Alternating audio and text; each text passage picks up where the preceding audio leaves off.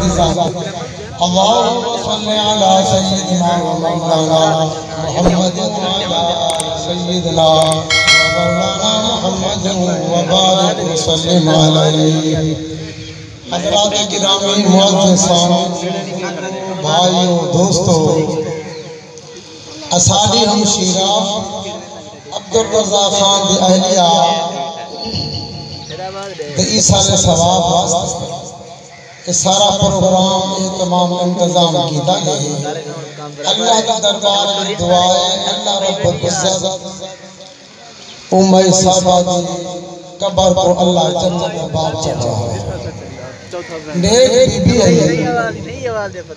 और बहुत बड़े बड़ी नेक बंदे अल्लाह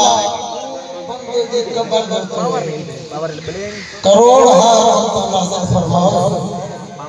एक जड़ी मस्जिद है, एक जड़ा मदरसा है, ये उन्ना दा फायदा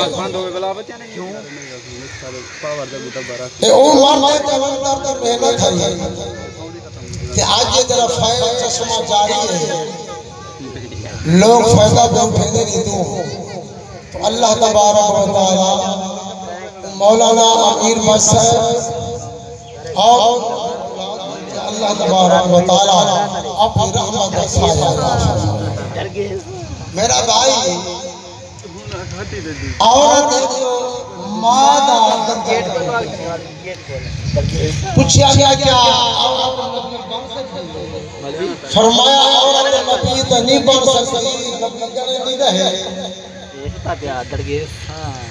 ता औलाद के वालिदैन की खिदमत फरमान बरदारी फर्ज है।